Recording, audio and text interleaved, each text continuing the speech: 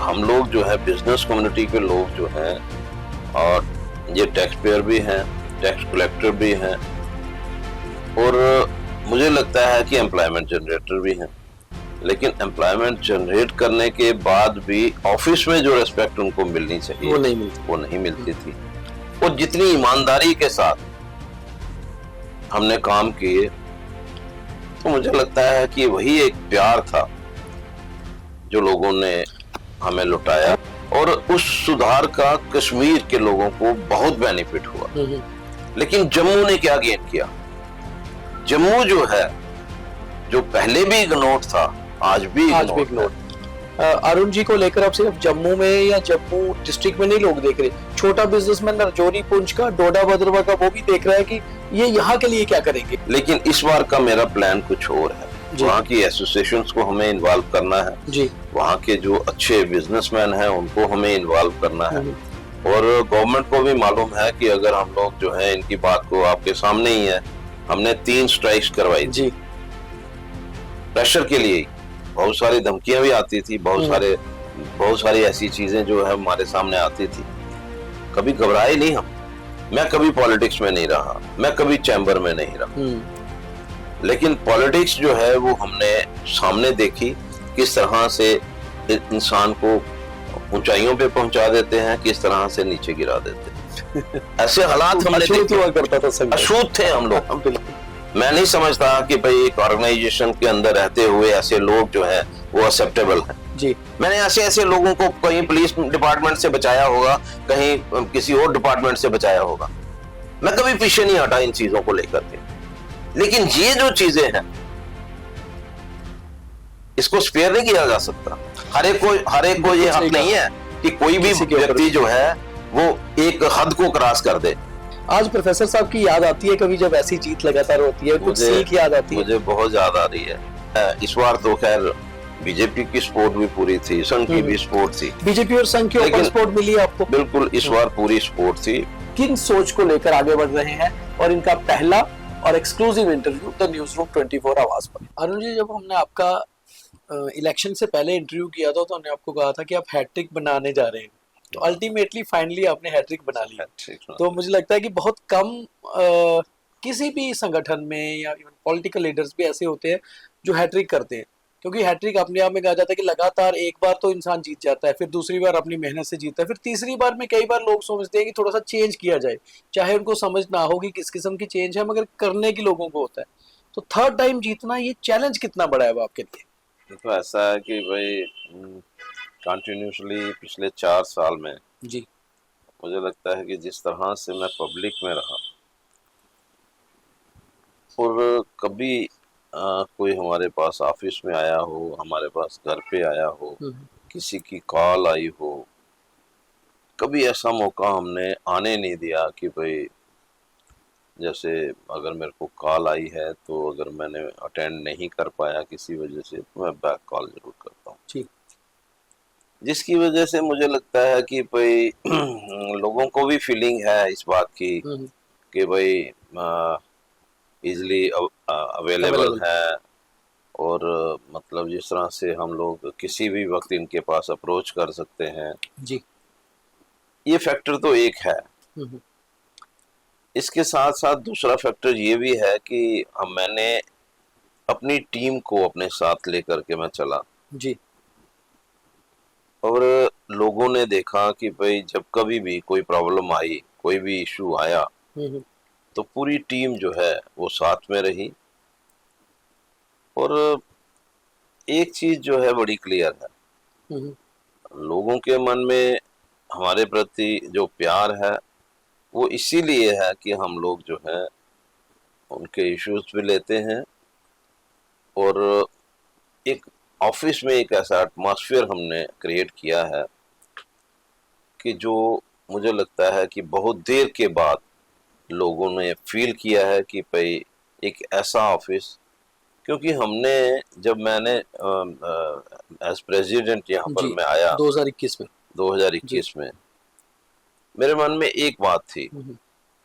मुझे वो दिन याद आता है, वाईवी शर्मा जी के साथ मैं सेक्रेटरी जनरल रहा जी, तो कई बार हम लोग किसी ऑफिस में जाते थे किसी इशू के लेकर के, जहाँ तो शर्मा साहब एक बात कहते थे, वो कहते थे कि भाई मतलब हम लोग जो है बिजनेस कम्युनिटी के लोग जो हैं, और ये टैक्स पेयर भी हैं, टैक्स कलेक्टर भी हैं, और मुझे लगता है कि एम्प्लॉयमेंट जनरेटर भी हैं, लेकिन एम्प्लॉयमेंट जनरेट करने के बाद भी ऑफिस में जो रेस्पेक्ट उनको मिलनी चाहिए वो नहीं मिलती थी।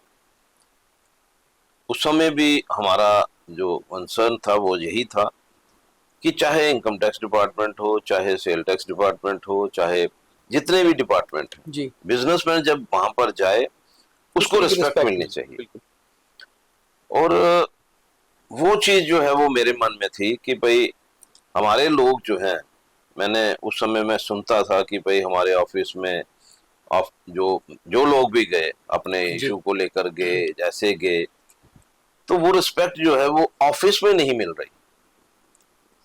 वो मेरा एक बहुत बड़ा कंसर्न था कि कोई भी व्यक्ति ऑफिस में आए उसको प्रॉपर रिस्पेक्ट मिलनी चाहिए, क्योंकि वहाँ हमारे जो मेंबर्स हैं बड़ी एलीट क्लास हैं, अच्छे बिजनेसमैन हैं, अच्छी सिविल सोसाइटी में उनका अपना नाम है, अच्छे इंडस्ट्रियलिस्ट हैं।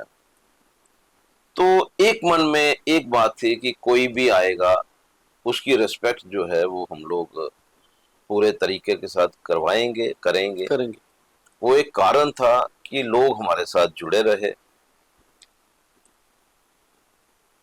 मैं नहीं समझता कि भाई सैकड़ों काम इंटरनली भी हुए होंगे, एक्सटर्नली भी हुए होंगे। इंडिविजुअल जो लोग आते हैं, कोई किसी भी ढंग का कोई काम होगा, डिपार्टमेंटल लेवल पे होगा, पुलिस लेवल पे होगा, कोई भी काम होगा, वो जितनी ईमानदारी के साथ हमने काम किए, तो मुझे लगता है कि वही एक प्यार था जो लोगों ने हमें लुटाया। अरुण जी, 25 में जब आप जीत कर आए हैं, एक तो आप थर्ड टाइम जीते हैं, वो बड़ा चैलेंज होता है कि जिम्मेवारी बढ़ती है, और दूसरी बात यह है कि एक ऐसा समय है जब ट्रेन कश्मीर जा चुकी है। जम्मू को कहीं ना कहीं एक खतरा, यहाँ के बिजनेसमैन को जर्नल सताता है कि 1972 में पठानकोट से जब जम्मू आई थी तो पठानकोट का हालत खराब हो गई थी। क्या अब जम्मू तो नहीं बिखर जाएगा, क्योंकि इस ट्रेन की क्रेज भी बड़ी है और कटरा से सीधे श्रद्धालु कश्मीर जाएगा, जम्मू आना पसंद नहीं करेगा। तो कोई बिजनेस प्लान, कोई मास्टर प्लान आपने ऑलरेडी बना के रखा है कि कैसे बिजनेस को जो है रिवाइव रखेंगे या जम्मू का बिजनेस स्टैंड किया जाएगा? देखिए, ये एक बड़ा चैलेंज जो है वो हमारे सामने आ रहा है। पहले तो ये बात कोई सोचता ही नहीं था कि भाई ट्रेन कश्मीर में जाएगी। जिस तरह का इंफ्रास्ट्रक्चर डेवलप हुआ है, और कश्मीर में एक टाइम था जब 12 से 14 घंटे, बिल्कुल, और वो भी तब होते थे कि लैंडस्लाइड मौसम ठीक हो, मौसम ठीक हुआ तो 12 से 14 घंटे लगते थे। आज 4 घंटे में लोग जो हैं मतलब किसी भी कश्मीर में पहुंच जाते हैं। यहाँ तक ट्रेन जाने के बाद इस हमारे प्रदेश में, हमारे जम्मू में बिजनेस की बात है। देखिए, हमें सिर्फ गवर्नमेंट पे डिपेंडेंट नहीं होना होगा, हमें नए अदारे बनाने होंगे, हमें पिलग्रिमेज जो डेस्टिनेशंस हैं उनको आइडेंटिफाई करके एक ऐसा माहौल हमें यहाँ पर क्रिएट करना होगा। और बेसिकली मैं देखूं एक बात जो है, पिछले काफी समय से मैं भी देख रहा हूँ कि जो एक चिंता गवर्नमेंट को भी होनी चाहिए कि कश्मीर तो ऑलरेडी वहां पर जिस तरह से टूरिस्ट जाता है और जिस तरह से वहां पर माहौल बनाया गया, बहुत अच्छा लगा कि भाई कश्मीर जो है एक सुधार की तरफ चलना शुरू हुआ, और उस सुधार का कश्मीर के लोगों को बहुत बेनिफिट हुआ। लेकिन जम्मू ने क्या गेन किया? जम्मू जो है, जो पहले भी इग्नोर्ड था, आज भी इग्नोर्ड। आज जो डेस्टिनेशंस जो हैं हाईलाइट करने की जरूरत है।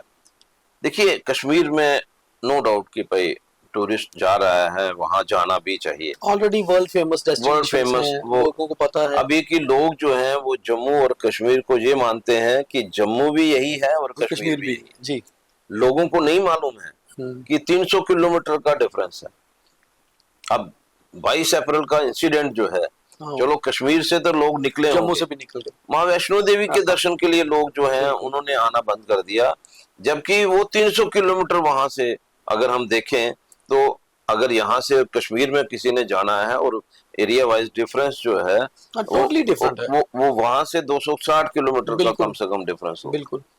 लेकिन एक मन में ऑल ओवर कंट्री वो नाम जुड़ा हर है एक के जम्मू मन कश्मीर। में यही है कि नहीं जी ये जो कुछ हुआ है वो उस जम्मू में भी वही चीज है।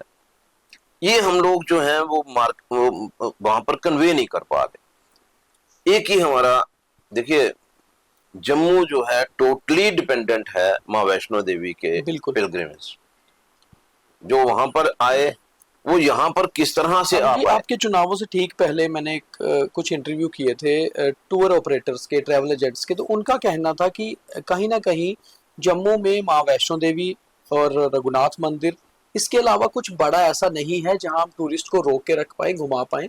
और कम से कम जम्मू में जैसे एक रिवर फ्रंट का प्रोजेक्ट था, कुछ और प्रोजेक्ट्स थे बॉर्डर को लेकर, ऐसे प्रोजेक्ट्स पर सरकार जल्दी काम करे ताकि वापस जो है यहाँ पर टूरिस्ट कम से कम 1-2 दिन रुके और यहाँ के बिजनेस का भी भला हो और टूर ऑपरेटर्स का भी। तो इस चीजों को लेकर क्या कुछ प्लान है कि गवर्नमेंट से जो है थोड़ा प्रेशर बनाएं कि जल्दी खत्म किया जाए, टूरिज्म स्पॉट्स को डेवलप किया जाए? देखिए एक चीज जो है मैं मानता हूँ कि भाई सिर्फ माँ वैष्णो देवी या आप कहेंगे कि भाई यहाँ जो अभी रिवर तवी फ्रंट बन जी। रहा है, जहाँ आर्टिफिशियल लेक बन रही है, जहाँ हेरिटेज का काम चल रहा है, हम भी चाहते हैं कि ये जल्द से जल्द कंप्लीट होने चाहिए। लेकिन मैं आपको ये बताना चाहता हूँ कि यहाँ पर ऐसे डेस्टिनेशंस हैं, अगर उसको हाईलाइट किया होता तो आज जम्मू के हालात जो हैं वो अलग होते। आज लोग आज भी राजस्थान में जा रहे हैं तो किस लिए जा रहे हैं? राजस्थान में वहां पर जो पॉपुलर प्लेसेस हैं उसको गवर्नमेंट ने हाईलाइट किया है। बिल्कुल। गर्मी के मौसम में भी वहां पर आप देखिए लाखों की तादाद में टूरिस्ट जा रहा है। जी। अगर गुजरात में लाखों की तादाद में कोई टूरिस्ट जा रहा है, गर्मी के मौसम में भी वहां पर जा रहा है। ऐसा नहीं है कि भाई वहां पर टूरिस्ट इसलिए नहीं जाता, इसलिए जा रहा है कि हाँ जी देखो जी गवर्नमेंट ने कोई अरेंजमेंट कर दिए। बेसिक कंसेप्ट ये है कि हमारे जो डेस्टिनेशंस हैं उन डेस्टिनेशंस को हाईलाइट नहीं किया जा रहा। तो इसमें किसका रोल आप मानते हैं? इसमें सरकार का टूरिज्म या सेक्टर जो जी, है, जी जो टूरिज्म डिपार्टमेंट है उसको चाहिए कि हमारे जो डेस्टिनेशंस हैं उसके लिए अलग से फंडिंग हो। आज जितना पैसा भी टूरिज्म का आता है वो कहाँ स्पेंड होता है हमें नहीं पता है। लेकिन मेरा ये मानना है कि अगर यहाँ पर अगर डेस्टिनेशंस जो हैं उसके लिए सेपरेट फंडिंग हो तो मुझे लगता है कि यहाँ पर टूरिस्ट जो है जब माँ वैष्णो देवी के दर्शन के लिए आएगा तो यहाँ पर जरूर रुक करके जाएगा। लेकिन अनफॉर्चुनेटली गवर्नमेंट की तरफ से जो हेल्प जो है और जो स्टेक होल्डर्स हैं उनको किस तरह से इन्वॉल्व किया जा सकता है, मैं आपको बताना चाहता हूं कि अगर अगर अगर हम लोग इस बात को हाईलाइट कर पाते कि ये सुध महादेव जो है ये किस लिए पॉपुलर होना चाहिए, भगवान शिव की शादी वहां हुई है, तो क्या हम लोग जो है इन चीजों को हाईलाइट कर पाए? भगवान शिव के किसी भी स्थान पे आप देखेंगे कि कोई मौसम नहीं, साल का कोई ऐसा समय नहीं, जा सकते हैं हर समय वहां पर लोग जो हैं वो जाते हैं। तो इसको लेकर अरुण जी आपको लगता है कि आपको सरकार के साथ एक अच्छा समन्वय बिठाकर इसके ऊपर जल्दी काम करना? बिल्कुल मैं कर रहा हूं। मैं अभी यही मेरे मन में है कि भाई मैं गवर्नमेंट के साथ बात करूंगा। हमारे जो वैसे भी डेस्टिनेशंस हैं, देखिए पत्नी टॉप जो क्लाइमेट है मुझे नहीं लगता है कि इस तरह का क्लाइमेट जो है वो कहीं भी होगा। लेकिन अनफॉर्चुनेटली क्या है कि भाई वहाँ जो पीडीए है उसने ना तो वहाँ उसको प्रॉपर डेवलप होने दिया है, और आप देखिए वहाँ पर जो मशरूमिंग हुई है होटल्स की, अगर पीडीए ने प्रॉपर वे में इन सारी चीजों को डेवलप किया होता, वहाँ पर कमर्शियल मार्केट जो है वो डेवलप हुई होती, वहाँ पर 5 स्टार होटल्स जो हैं उसके बारे में चिंता की होती, तो आज पत्नी टॉप के हालात जो है वो कुछ और होने थे। अरुण जी अब जैसे लगातार तीसरी टाइम जीतना, कंसेक्यूटिव विन आपने की, तो कहीं ना कहीं एक दायरा और एक रुतबा बढ़ता जाता है, लोगों की एक्सपेक्टेशन भी ज्यादा हो जाती है, छोटे बिजनेसमैन की भी। और सिर्फ मैंने परसों एक शो में खास तौर पे कहा था, अगर आपने वो देखा होगा कि अरुण जी को लेकर अब सिर्फ जम्मू में या जम्मू डिस्ट्रिक्ट में नहीं लोग देख रहे, छोटा बिजनेसमैन राजौरी, पुंछ का, डोडा भद्रवा का वो भी देख रहा है कि ये यहाँ के लिए क्या करेंगे, क्योंकि चैम्बर का एक दायरा जो है वो बहुत पावरफुल दायरा होता है। बिजनेस के बिना, इकोनॉमी के बिना ना सरकारें चल पाती हैं ना स्टेट्स चल पाती हैं।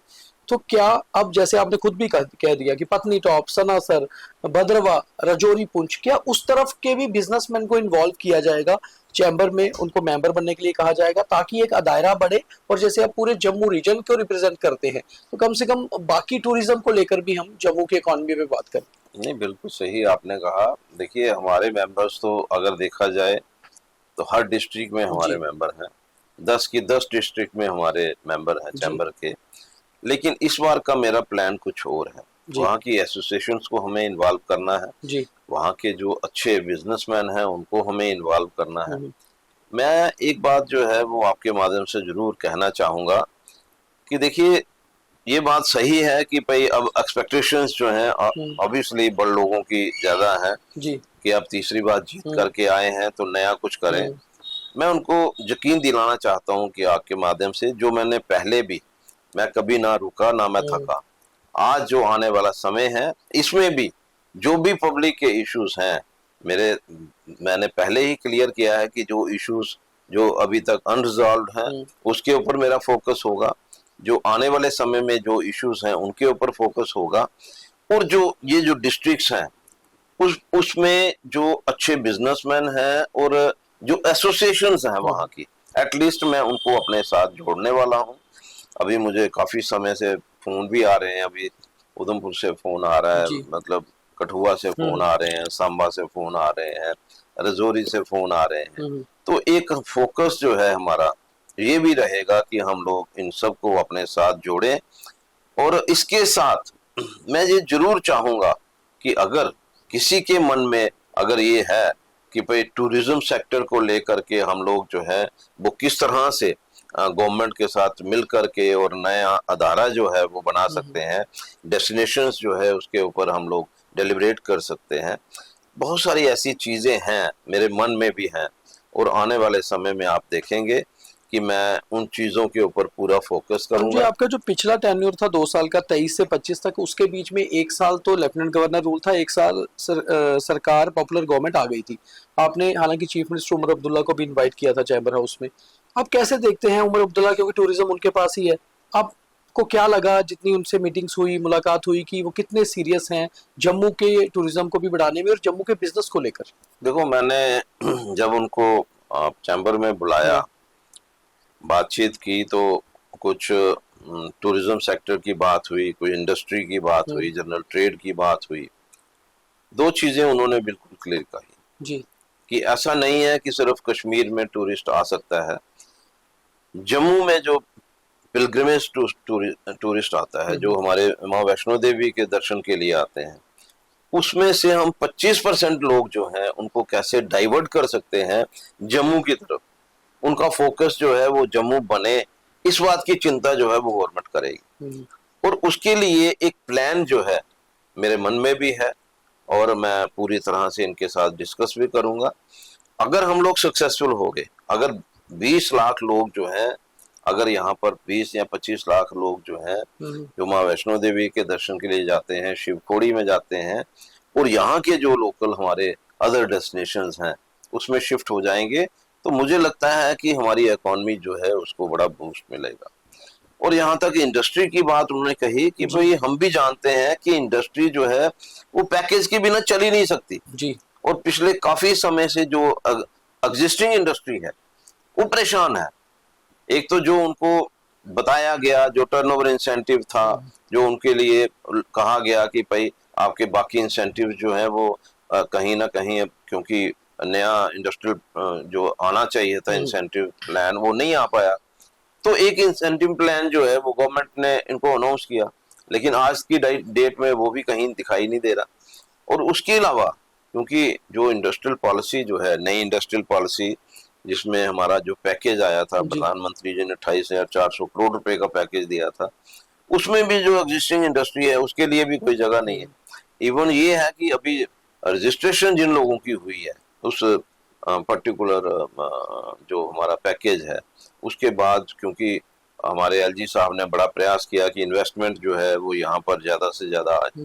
इन्वेस्टमेंट तो आई, लेकिन हमारे जो लोकल लोग हैं जिन्होंने अप्लाई किया था, आज वो कहीं नहीं है। इन्वेस्टमेंट भी की है, सब कुछ किया है और फॉर्मेलिटीज भी पूरी की हैं, कंप्लीट की हैं।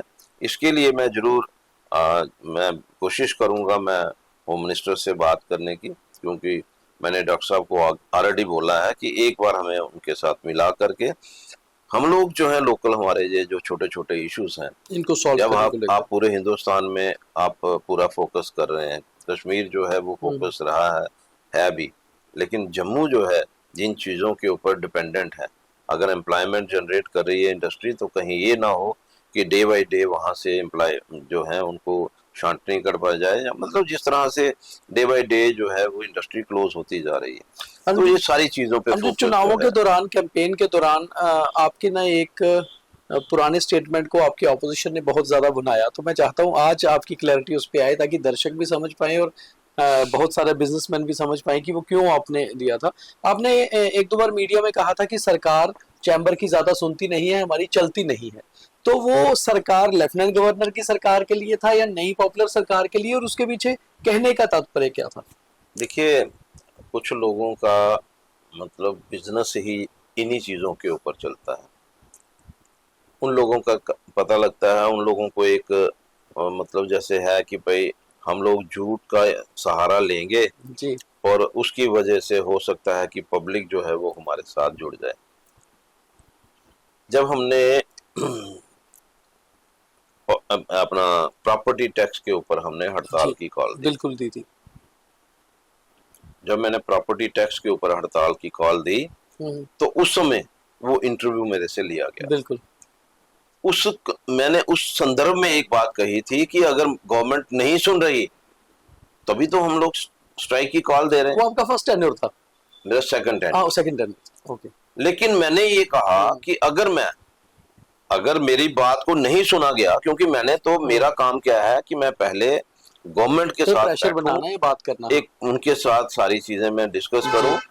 जब उन्होंने मेरी बात को नहीं सुना तभी मैंने स्ट्राइक की कॉल दी, और आपको मालूम है कि किस तरह से पूरी की पूरी जो कॉल थी उसमें 100% जो है पूरा जम्मू सूबा बंद था। जो मैंने किस संदर्भ में कही उन्होंने उस चीज को हाईलाइट नहीं किया।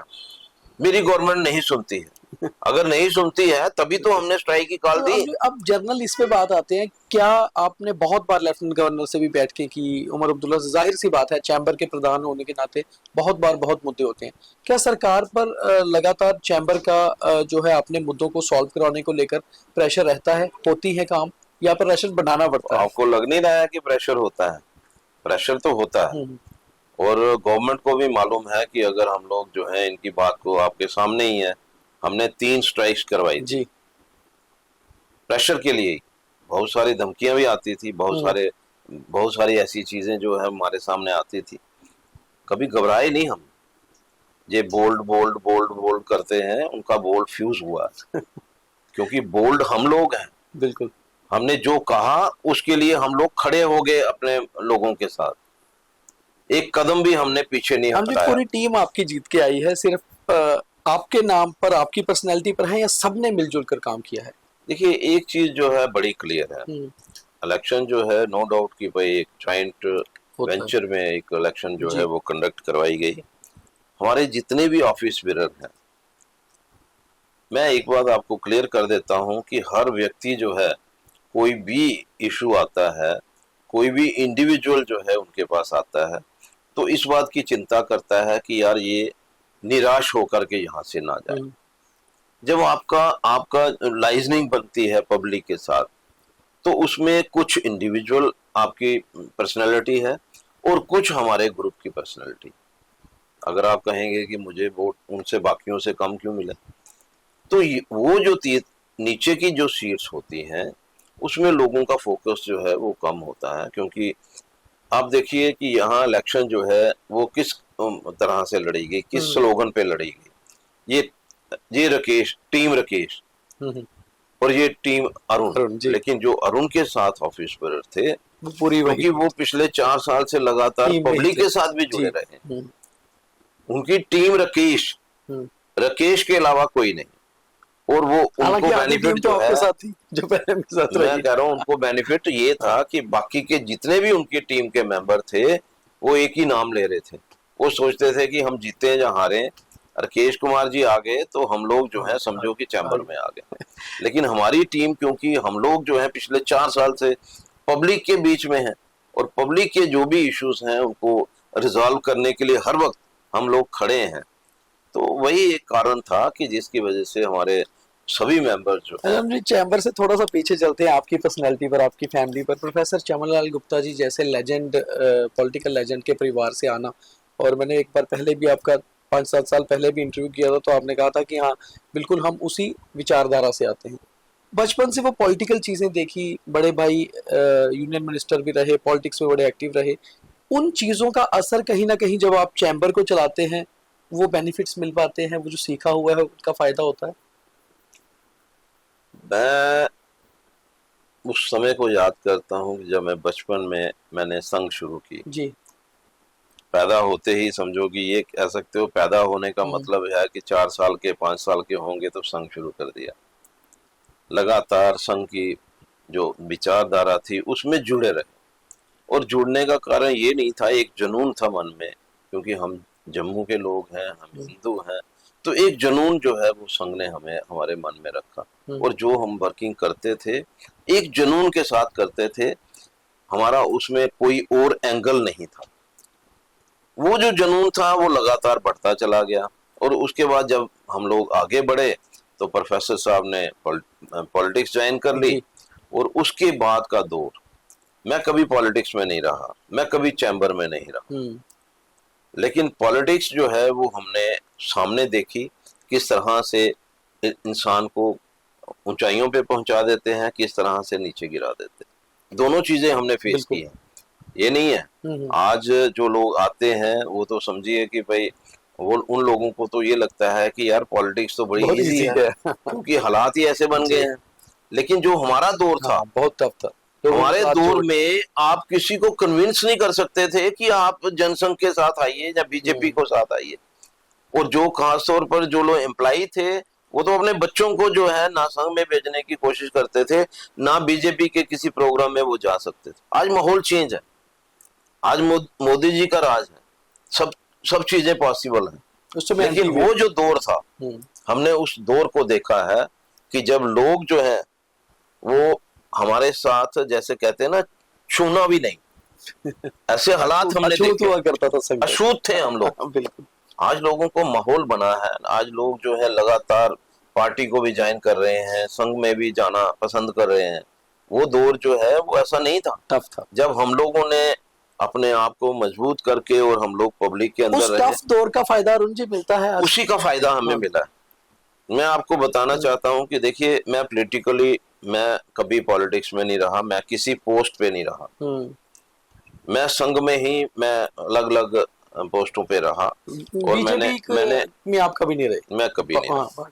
विद्यार्थी परिषद में मैं सेक्रेटरी जनरल रहा, और उसके अलावा मेरा रोल जो था वो सिर्फ और सिर्फ संघ में था। मैं बीजेपी का कभी एक्टिव मेंबर नहीं रहा। हाँ, जब भी इलेक्शन होती थी तो हमारी 1 महीने की ड्यूटी होती थी, परिवार की ड्यूटी होती थी, एक महीना जो है हर क्षेत्र में मैं जाता था, और जहां जहां भी हम लोग गए लोगों का प्यार वहां मिला, और आज भी लोग रिकॉग्नाइज करते हैं, लोगों के वहां से फोन आते हैं। तो मुझे लगता है कि ऐसा माहौल जो है, वो जो माहौल था उससे आज बिल्कुल चेंज और बिल्कुल अलग माहौल जो है वो आज लोगों को मिल रहा है। लेकिन पॉलिटिकली नहीं जुड़ने के बाद भी पॉलिटिक्स में जो लोग उस समय पार्टी के साथ थे, जो अलग अलग लोग जो है जो संघ की धारा के साथ जुड़े हुए थे, आज लोग वो हमें रिकॉग्नाइज करते हैं, जिनके साथ मैंने काम किया हुआ है संघ के। आज अगर बीजेपी भी उनको कहेगी ना कि भाई हमें अरुण को वोट नहीं देना, तो वो उनकी बात नहीं सुनी जाती। क्यों? क्योंकि मेरे रिलेशन जो है इस तरह से हैं। लेकिन मैं इस बार तो खैर बीजेपी की सपोर्ट भी पूरी थी, संघ की भी सपोर्ट थी। बीजेपी और संघ की ओपन सपोर्ट मिली आपको? बिल्कुल, इस बार पूरी सपोर्ट थी। मैं ये कहना जरूर चाहूंगा, मैं जो बात कहने की कोशिश कर रहा हूँ, मैंने अपने रिलेशन जो है मेरे इतने डेवलप हुए हैं कि हमारे जो कार्यकर्ता, पुराने कार्यकर्ता हैं, पुराने फ्रेंड सर्कल में हैं, अब मैं कल ही मैं देवी द्वारा मंदिर में अच्छा, गया था, ठीक। वहां आरती में मुझे बुलाया गया। अब जब बुलाया है तो मैं जाता भी जरूर हूँ। तो वहां मुझे 50 लोग, जिनके मैं नाम भी जानता हूँ, जी। जिनके साथ मैंने काम किया है, और सबने मुझे गले लगाया कि यार, इतनी खुशी जाहिर की कि आप हैरान हो जाएंगे। ये देखिए, ये जो माहौल है वो इतना आसान नहीं है। आसान नहीं। हमें जो प्यार मिलता है लोगों का, सिर्फ मेंबर्स का नहीं मिलता है, हमें पब्लिक का प्यार मिलता है। और पब्लिक के जो प्यार करने वाले लोग हैं ना, वो इसलिए हमारे साथ जुड़े हुए हैं क्योंकि हर सुख दुख में हम लोग जो हैं उनके साथ खड़े रहते हैं। अनुज जी, पिछले चुनावों में जो आम इलेक्शन हुए थे 2024 में, तो आपका नाम भी आ रहा था कि बहू से शायद बीजेपी आपको टिकट दे रही है, इसमें कितनी सच्चाई थी? कोई बातचीत हुई थी? देखिए, बातचीत हुई थी और उसमें मुझे पार्टी लेवल पे बुलाया भी गया कि जी। आप आइए, क्या आप इलेक्शन कंटेस्ट करना चाहते हैं। मैंने कहा पार्टी अगर मुझे कंसीडर करेगी तो मैं जरूर इलेक्शन लड़ूंगा। लेकिन बीच में कहीं चीजें चेंज, देखिए ये पॉलिटिकल फोरम जो है, आपका मन था वो इतना एक्टिवली अगर मुझे सीट मिलती तो मुझे क्या दिक्कत थी। अगर मिलती तो मुझे इतना भी मालूम है, मुझे अभी भी 50 फोन ऐसे मिलते हैं। आप सैकड़ों लोग जो है अभी भी कहते हैं कि हम तो यही कहते थे कि आप आएंगे तो आपको तो मेहनत करने की जरूरत ही नहीं है। ये एक प्यार है, लोगों का प्यार है। प्लान्स हैं कि पॉलिटिक्स में आने का? देखिए, मैंने कभी प्लान अपना बनाया नहीं। मैं आपको एक बात बताना चाहता हूँ, जब मैं चैम्बर में आया, मेरा कोई प्लान नहीं था चैम्बर में आने का, क्योंकि उस समय रमेश जी जो हैं मेरे बड़े भाई जी, वो प्रेसिडेंट की इलेक्शन उन्होंने पहले 2 बार वो प्रेसिडेंट रहे, तीसरी बार वो हार गए। जो उन्होंने इलेक्शन 2009 में कंटेस्ट की तो वो हार गए।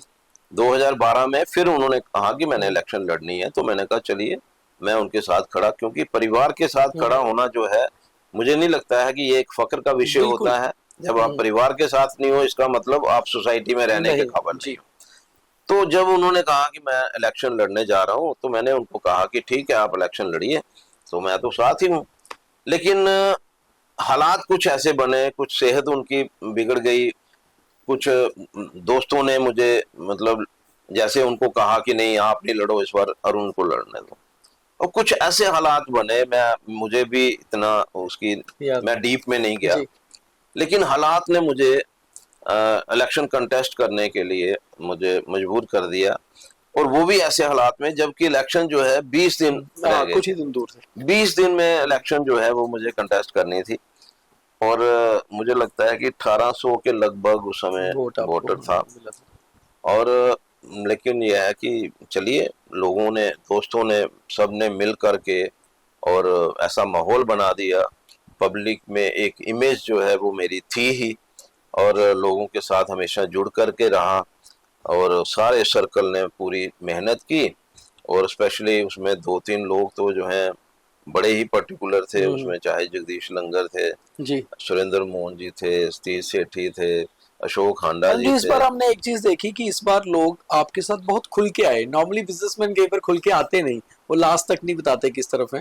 मैंने बहुत सारे बिजनेसमैन जो आपके भी अच्छे परिचित हैं, हमारे भी बातचीत की, खुल के उन्होंने आपका नाम लिया, चाहे कैमरा पे भी बोल दिया। तो इसका ये रीजन था आपका मिलनसार होना या आपका चैम्बर में डेडिकेशन से काम करना? दोनों कारण थे। मिलनसार तो मैं हूँ। मैंने जब मैं पहली बार जीत करके आया, बहुत सारे लोगों ने विरोध भी किया होगा, बहुत सारी चीजें हुई होंगी, तो मैंने कहा कि अब मेरे लिए जो है वो सभी के सभी मेंबर्स हैं। जब मैं दूसरी बार जीत के आया तब भी मैंने यही बात कही, और इस बार भी मेरे मन में यही है कि वो लोग, जो लोग चैम्बर को एक अखाड़ा बना देते हैं, उनके सिवा हर व्यक्ति जो है वो कोई भी मेरे पास आएगा, उनका कोई भी इशू होगा, चाहे उन्होंने मेरे को वोट डाला है नहीं डाला है। देखिए, इलेक्शन में 2 कैंडिडेट हैं या 3 कैंडिडेट्स हैं। 2 कैंडिडेट्स हैं, ऑब्वियसली कुछ उनके सपोर्टर होंगे, कुछ मेरे सपोर्टर्स होंगे। जब मेरे सपोर्टर्स जो हैं वो मेरे लिए काम कर रहे हैं, उनके सपोर्टर्स उनके लिए काम कर रहे हैं जी, इसमें बुराई नहीं है। बुराई तब शुरू होती है कि आप कैरेक्टर असैसिनेशन की बात करना शुरू कर दें, और ऐसी चीजें जो हैं पब्लिसाइज करना शुरू कर दें जिसमें कोई सच्चाई नहीं है जी। तो मुझे लगता है कि इस इलेक्शन में 5-7-10 लोग थे जिन्होंने अपनी हदों को क्रॉस किया, मुझे नहीं लगता है कि एक ऑर्गेनाइजेशन हमारी जो फिर है ऐसी चीजों में जिसमें गुस्सा आता है आपको, हालांकि आप नॉर्मली कूल रहते हैं। जिसमें एलीट क्लास है, अच्छे बिजनेसमैन हैं, अच्छे इंडस्ट्रियलिस्ट हैं, सिविल सोसाइटी के लोग हैं, उसमें सिर्फ 8-10 लोग कुछ जो लोग हैं जी। वो ऐसा वातावरण खड़ा कर देंगे कि जो हमारे 2975 जिन्होंने वोट कास्ट करना था उनको उनके ऊपर पूरा तरह से प्रेशर बना देंगे। मुझे नहीं लगता है कि इन लोगों को कुछ समझ नहीं है। और वो लोग हैं, मैं आपको बताना चाहता हूँ, कुछ इसमें ऐसे लोग हैं जिन्होंने इतना प्रेशर बनाने की कोशिश की गई कि ऐसे लोग जो खुद अपनी एसोसिएशन को नहीं छोड़ते। जी। तो अगर वो ट्रेड एसोसिएशन को तो पकड़ करके 20 साल से बैठे हैं तो उसी तो में 20 साल से बैठे उसी हैं। में अरे छोड़ो ना यार, आप भी घर पे बैठो और दूसरे चुनाव लोगों तो को आगे करवाओ। आने दीजिए। और यहाँ पर वो लोग, अगर उन्होंने 18 साल मतलब एसोसिएशन को पकड़ के तो रखा, उसी को इस साल वो हार गए, अब उसका ठिकरा जो है किसके ऊपर है? अरुण कुमार के ऊपर है। ऐसे लोग जो अपनी एसोसिएशन के रहते भी उसको छोड़ना नहीं चाहते, तो यहाँ चेंज की बात कर रहे हैं। अरे चेंज की बात तब करो जब आप भी ये सोच लो कि आज के बाद हमारा चेहरा जो है वो पब्लिक नहीं देखेगी, हम अपनी जगह किसी और को प्रोजेक्ट कर रहे हैं। बिल्कुल। अब उन लोगों को देखो तो वो हर जगह पहुंचे होते हैं, उनके चेहरे जो हैं वो हर जगह आपको दिखाई देंगे, कोई बुलाए या ना बुलाए। तो मतलब ये लोग जो हैं, ऐसे लोग जिनका अपना जो कैरियर है वो ये है, झूठ के ऊपर खड़ा है, और अपनी सोच जो है वो यही है कि भाई दूसरों के ऊपर कटाक्ष करना, लेकिन अपनी लाइफ में वो कभी ऐसा नहीं करते हैं कि चल यार मेरे को अब दूसरे को 15 भी साल मौका दें। 20 साल हो गए हैं, अब मैं पीछे हो जाता हूँ, अब नई जनरेशन को आगे आने देता हूँ। अब जी, अब मेरे पे ऐसे लोगों को लेकर फिर गुस्सा आता है, क्या ऐसे लोगों के लिए थोड़ा आप अपना एटीट्यूड बदलेंगे इस बार? बिल्कुल बदलूंगा। ऐसे लोगों को मैं नहीं समझता कि भाई एक ऑर्गेनाइजेशन के अंदर रहते हुए ऐसे लोग जो हैं वो एक्सेप्टेबल हैं। जी आप विरोध करिए, जी। विरोध का एक तरीका है, तरीका है। उस तरीके को आप अपनाइए। आप ठीक है, आप सपोर्ट करिए किसी को भी, सपोर्ट करने में कोई बुराई नहीं होती। मैंने ऐसे ऐसे लोगों का काम किया है जो जो मेरे बिल्कुल डेडली अगेंस्ट थे, लेकिन उनकी तरफ से कोई रिमार्क्स नहीं थे, मैंने उनके काम किए हैं। मैंने ऐसे ऐसे लोगों को कहीं पुलिस डिपार्टमेंट से बचाया होगा, कहीं किसी और डिपार्टमेंट से बचाया होगा, मैं कभी पीछे नहीं हटा इन चीजों को लेकर के। लेकिन ये जो चीजें हैं इसको स्पेयर नहीं किया जा सकता। हर एक को ये हक नहीं है कि कोई भी व्यक्ति जो है वो एक हद को क्रॉस कर दे। हद में रहना जरूरी होता है, और जो लोग बहुत ज्यादा हद क्रॉस करते हैं फिर उनको तो उनको फिर। अरुण जी, आखिरी सवाल है और बहुत ही पर्सनल और इमोशनल है कि आपने कहा परिवार एक स्तंभ होता है, परिवार के साथ खड़े रहना। आज जब ऐसी जीत मिलती है, खुशी का लम्हा होता है, तो परिवार एक साथ आता है। आज प्रोफेसर साहब की याद आती है कभी जब ऐसी जीत लगातार होती है, कुछ सीख याद आती है? मुझे बहुत याद आ रही है। मैं आपको बताऊं, मैं जब पहली बार जीत करके आया तो सबसे पहले मैं वहां गया। अभी की अब मेरे बड़े भाई डॉक्टर ओपी गुप्ता सबसे बड़े हैं इस फैमिली में जी। लेकिन कई बार हालात ऐसे बनते हैं कि भाई उस दिन मैं 2 बजे तक यहाँ लोगों का तांता लगा रहा जी। मतलब वो जैसे उसकी खुशी मनाते रहे, मैं अपने घर में नहीं जा सका। दूसरे दिन सुबह से लेकर शाम तक मैं फोन सुनता रहा। लेकिन जब प्रोफेसर साहब थे, सबसे पहले क्योंकि पास में रहते थे तो पहले हजूमी वहां जाता था, फिर उन्हीं के साथ मैं घर में वापस आता था। और आज मैं याद करता हूँ कि वो शख्सियत आज लोग भी याद करते हैं। लोग भी मेरे को बार बार कहते हैं कि वो लीडर आज उसकी जरूरत थी। आज जिस तरह का माहौल जो है वो जम्मू और कश्मीर के अंदर है, और जम्मू के स्पेशली जम्मू में जितनी रिक्वायरमेंट ऐसे लोगों की है जो लोग जो है एक आवाज बन करके जम्मू के लोगों की आवाज बन करके खड़े रहें, ये आज लोग महसूस कर रहे हैं। लेकिन मैं इतना ही कहूँगा कि उनका आशीर्वाद जो है वो आज भी मेरे सिर के ऊपर है। उन्होंने मुझे बहुत प्यार किया है, और मैं नहीं समझता कि मुझे कभी आधी रात को भी अगर उन्होंने मुझे कुछ कहा होगा तो मैंने हिम्मत नहीं की कि मैं आधी रात को उठ करके और मैं वो काम करने ना निकला हूँ। और जितना प्यार, चाहे वो किसी भी पोजीशन में रहे हों, उन्होंने मेरे पे जितना प्यार मुझे दिया, मैं आज उस प्यार को फिर से याद करता हूँ। लेकिन जो एक कुदरत का एक मंजर है, जिस तरह से कुदरत ने, और ऐसे समय में जब कोविड का पीरियड था और हर व्यक्ति जो है वो दूरियां बना करके रख रहा था, मुझे लगता है कि भगवान ने ऐसे पुरुष को, जो वो एक असाधारण पुरुष नहीं थे, वो उनकी शख्सियत जो है, मैं समझता हूँ कि वो साधु भी थे, और मैं कहता हूँ कि मतलब उनकी नेचर जो थी, किसी तरह का कोई लालच उनके मन में नहीं है, किसी तरह से अगर उनके समाज दुश्मन को भी उनके पास आते जोड़ने थे, वाले नेता बहुत कम होते हैं। उनके दुश्मन भी अगर उनके पास आते थे, तो वो उनको भी अपने गले लगाते थे। उन्होंने कभी किसी के साथ दुश्मनी नहीं की, किसी के प्रति अनादरी का कोई रिमार्क्स जो है उन्होंने अपनी लाइफ में कभी नहीं किए, कितने भी दुश्मन होंगे। लेकिन जब वो खड़े होते थे, फिर बड़ी मजबूती के साथ खड़े होते थे, चाहे एडमिनिस्ट्रेशन में बात करनी हो, चाहे पॉलिटिकल फोरम पे बात करनी हो, किसी के साथ भी बात करनी हो, वो कभी पीछे नहीं हटते थे। आज जो है मैं समझता हूँ कि एक जम्मू का लीडर नहीं गया, लेकिन खैर मेरे तो जैसे मैंने अपने पिताजी का दर्जा जो है उनको दिया था, लेकिन आज वो हमारे बीच में नहीं है, लेकिन उनका आशीर्वाद जो है वो हमेशा मेरे पे भी स्पेशली है, लेकिन अपने परिवार पे भी उनका आशीर्वाद है। चलिए अरुण जी, बहुत धन्यवाद और बहुत अच्छे से आपने सारी बातों के जवाब दिए। हम उम्मीद करते हैं कि अब जो अगला आपका टेन्योर है बहुत अच्छा रहे, जम्मू की इकोनॉमी और जम्मू के लिए बहुत बेहतर है। बहुत धन्यवाद। धन्यवाद। तो chamber of commerce and industries के तीसरी बार चुने गए हैट्रिक बनाने वाले प्रधान अरुण गुप्ता जी, जिनसे हमने बहुत सवाल किए और बहुत सारे जवाब इन्होंने हमें दिए, काफी कुछ क्लियर किया जो चुनावों में हुआ, और उसके बाद जिस तरह से आगे चैम्बर बढ़ेगा उसका एक रोड मैप और एक प्लान भी बताया, और साथ ही साथ ये भी कहा कि पूरे जम्मू का सहयोग मिला। कहीं ना कहीं जो पीछे काम किया था और जो अपनी एक शख्सियत होती है, एक नेचर, डाउन टू अर्थ रहना, मिलनसार रहना, लोगों के लिए अप्रोचेबल रहना, उसका फायदा मिलता है। मगर जिन लोगों ने कीचड़ उछाड़ा उन्हें भी ये सोचना चाहिए कि कम से कम ये अखाड़ा नहीं है, ये चैम्बर व्यवसायियों के काम को करने के लिए एक प्रावधान है। तो मुझे लगता है कि आप ये इंटरव्यू ज़्यादा से ज़्यादा लाइक, फॉलो, शेयर करिए, ताकि आप समझ पाएं कि नए प्रेसिडेंट किन सोच को लेकर आगे बढ़ रहे हैं, और इनका पहला और exclusive interview the news room 24 आवाज़ पर। बहुत धन्यवाद।